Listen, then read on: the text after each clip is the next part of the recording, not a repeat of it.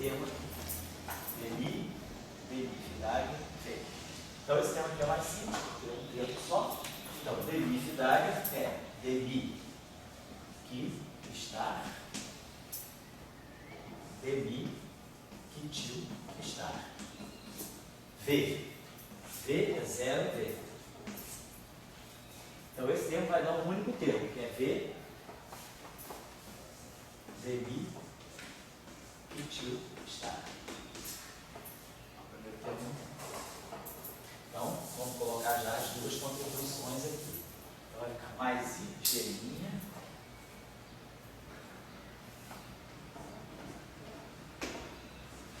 mais I, G', V.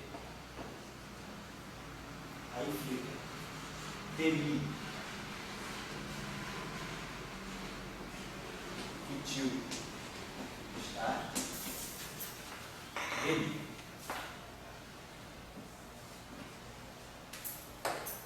Certo? E aí o outro é o conjugado, tá certo? Ficou certinho, né? I, G', Demi, C, Demi, que tio está. E aí o outro é o conjugado complexo dele. Menos I, G', V, Demi, que tio, Demi.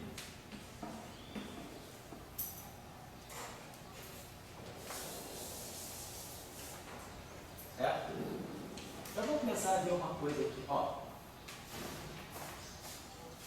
Aqui eu tenho Demi, que tio está. Aqui eu também Demi, que tio está. Tenho. Então a gente já está, eu não vou juntar esses termos, vocês já estão observando aqui, ó. Esse termo aqui e esse termo aqui estão dando, na verdade, já estão juntando. A gente está vendo que, só para a gente pegar aí, ó, se a gente quiser, vamos fazer o seguinte, vamos ter assim, posso colocar, eu vou ter o G, ó, o G' é Demi, e o G', os dois se juntam e se acoplaram com o Demi que tio está.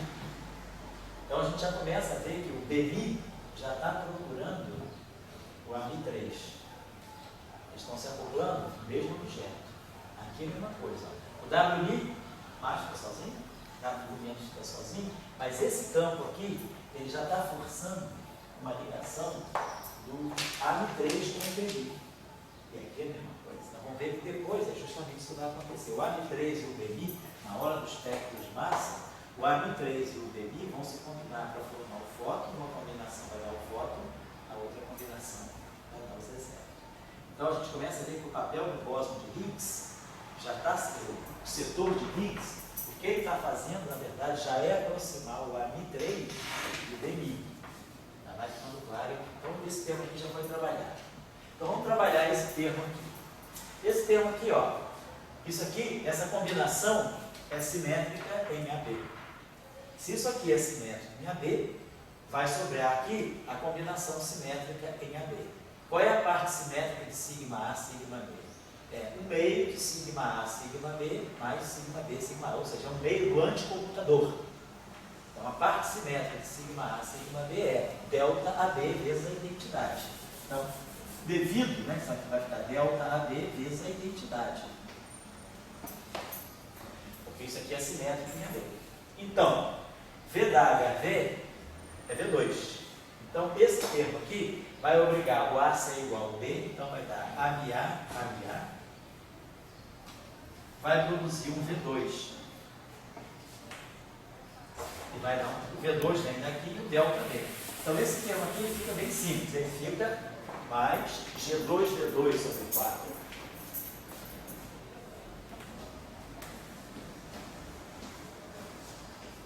Mais G2V2 sobre 4, AMA, AMA.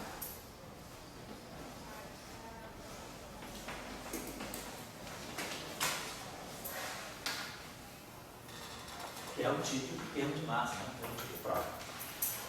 Olha só, precisar voltar. Mais G2 sobre 4.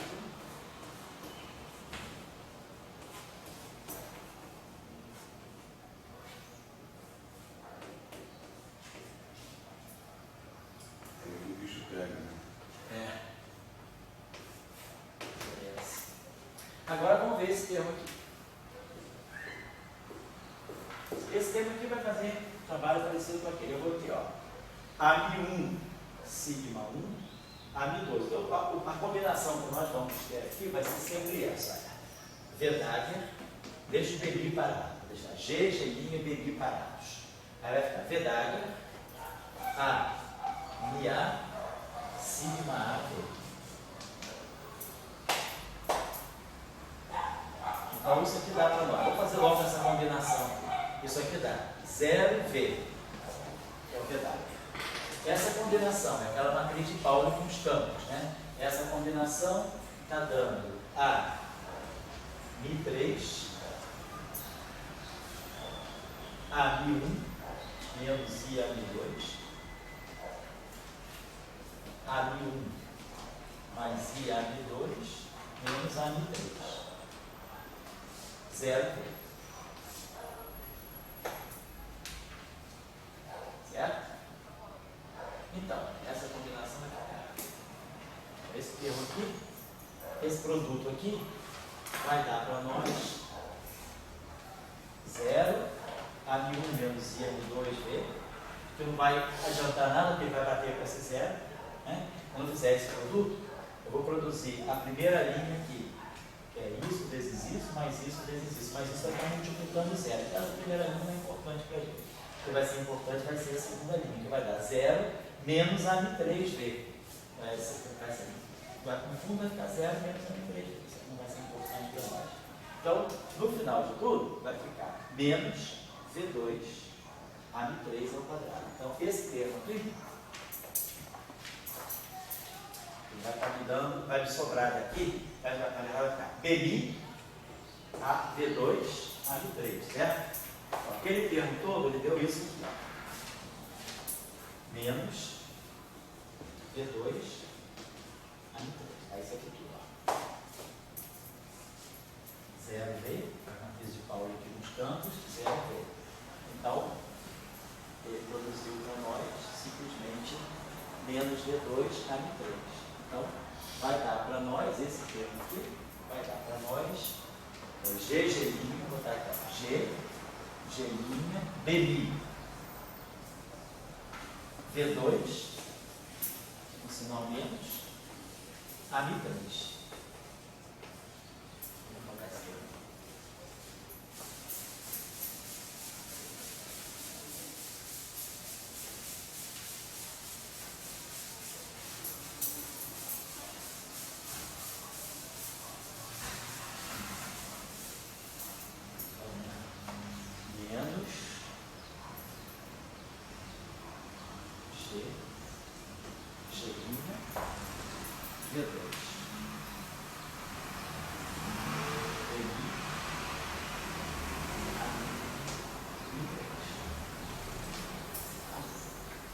Esse termo está misturando BMI com AMI3.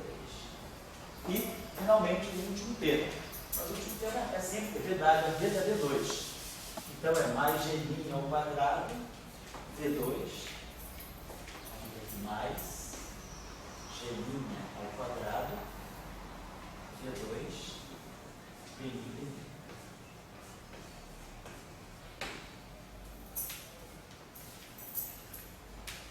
Então, nós estamos prontos para começar, vou dar um intervalo agora, nós estamos prontos para começar a investigar as massas e vamos começar agora a discutir a questão dos gates. Agora vai entrar a discussão. Então, vocês estão observando o seguinte: nós não temos o direito de dizer que esses objetos são postos de Boltzmann. Por quê?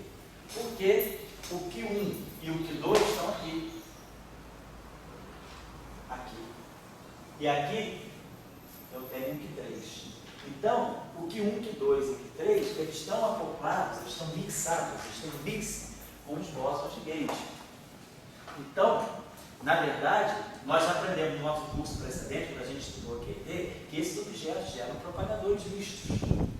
Então, esses termos cinéticos mistos, eles não estão dizendo que Q1, Q2, Q3 tem massa nula. Eu não posso dizer que esse campo tem massa nula, porque eu tenho um mixing.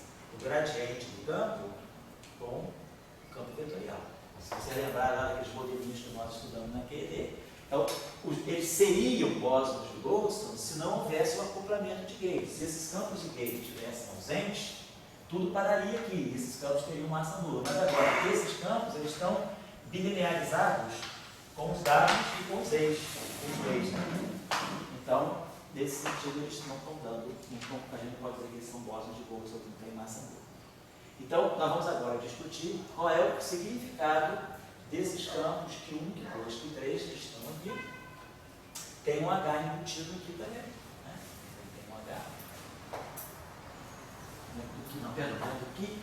Dentro do que nós temos o H. Que é o. Desculpa, dentro do tipo, o H. Tá certo.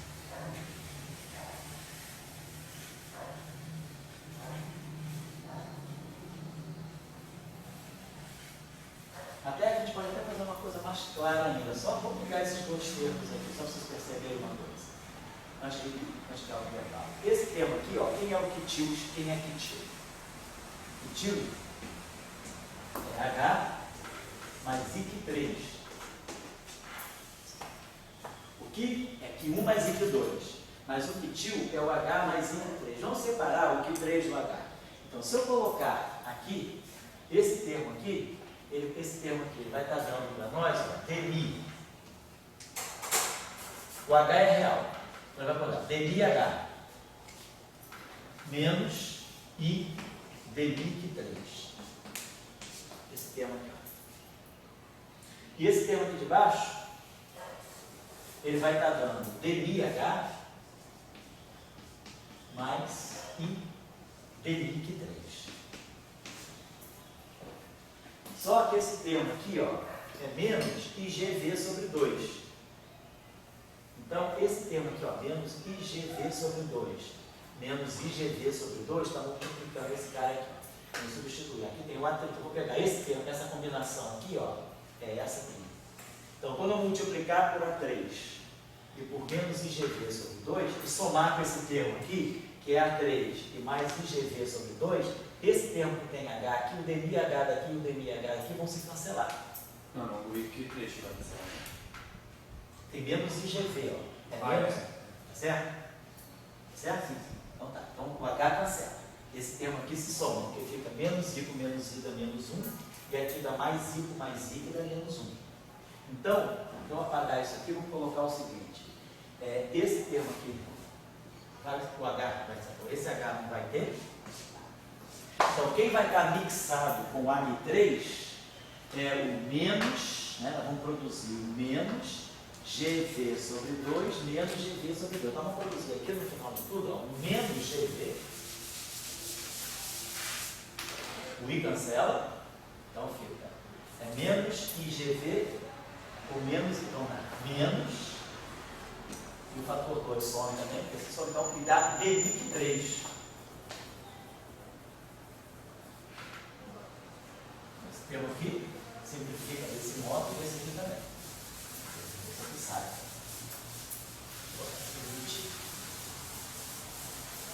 Então fica menos dmi com bóson de Boltzmann AMI3.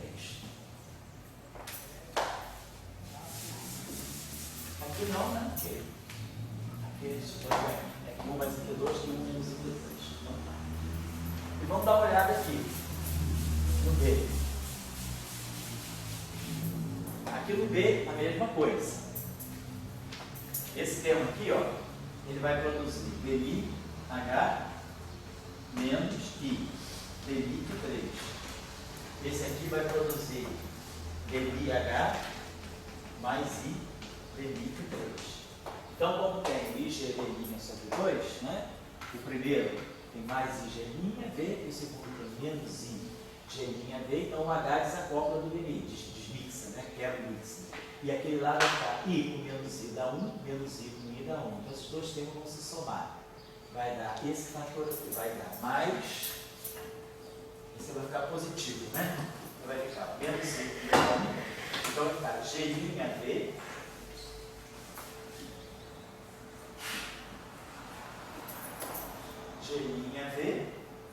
Demic 3, Demic.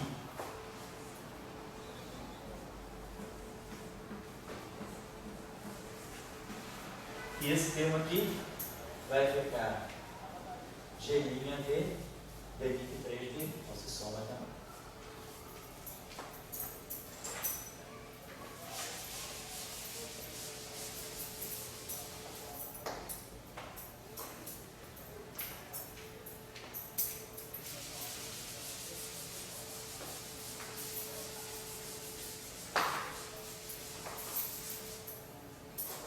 Então, vamos colocar aqui, mais botar essa solução por aqui, mais G2, G2, sobre 4, ameaça,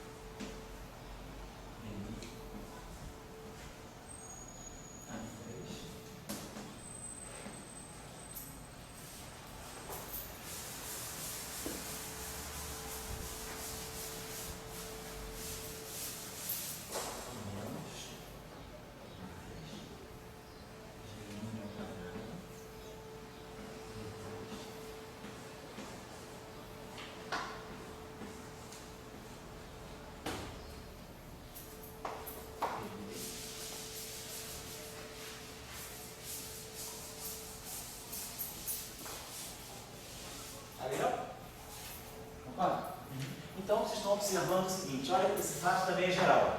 O modelo aqui está revelando, mas esse fato é geral. Os bósons de Goldstone, eles se misturam com os campos vetoriais. O H não. O H não é bóson de Goldstone. O H é o campo que sobrevive, porque eu setei o vácuo pelo H. Então, quem seta o vácuo, quem determina o vácuo é o H. Que 1, que 2, que 3 são bósons de Goldstone. Então, olha o que acontece. Aqui, ó, aqui eu tenho que 1, que 2. Aqui eu tenho. Vamos acertar esse termo de novo, né? Mas aí eu tenho dado uma marca, deixa assim. Então, a gente vê, olha só, o que 1 e o que 2 estão aqui. O que 3 está aqui. Então, os bósons de Goldstone, os gradientes dos bósons de Goldstone estão se acoplando nos bósons vetoriais. Certo? Aqui eu tenho gradiente de Q1, aqui e aqui. Gradiente de Q2, aqui e aqui. E aqui eu tenho gradiente de Q3. Então, isso também é, quando eu tenho a simetria de Gauge, o fato é esse. O gradiente do campo de Goldstone, ele se acopla com o bóson vetorial, que foi o que nós discutimos há 2 aulas atrás, para mostrar por que o campo de Gauge ganha massa. Ele ganha massa porque a parte do gradiente do bóson de Goldstone, ela vai justo, no caso da simetria ficar local, o gradiente do bóson de Goldstone, ele se aloja no campo vetorial, justamente na parte longitudinal. E aí um campo vetorial em parte longitudinal, pela simetria de Poincaré, tem que ter massa. Então, essa mais ou menos é a geografia do que está acontecendo. Tá? Então, por isso que o H naturalmente se cancelou, porque o H é o bóson de Goldstone, o H não é bóson de Goldstone. Ele é que determina o ground state. Os companheiros dele, que 1, que 2, que 3, são os bósons de Goldstone. Então, eles somem ali no termo de massa. Mas se realocam, que se vocês não quiserem observar, pode fazer uma integração por partes. Se a gente fizer uma integração por partes aqui, ó, esse termo aqui fica menos, ó, integro por partes, fica menos aqui, aqui fica, aqui está Demi, dado de mais. Integro por partes aqui, fica mais.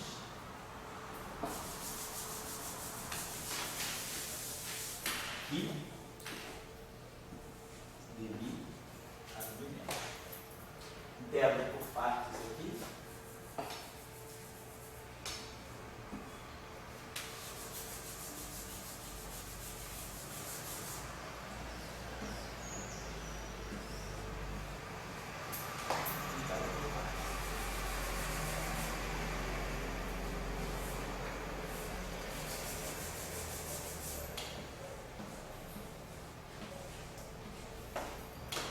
a gente começa a perceber esse fato que a gente já tinha deduzido por princípios fundamentais.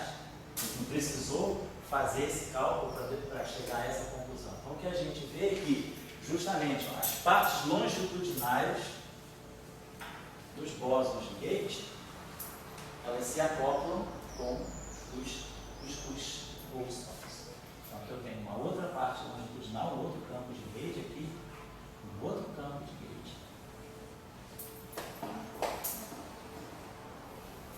Então, essa é uma característica marcante dos bósons de Bose.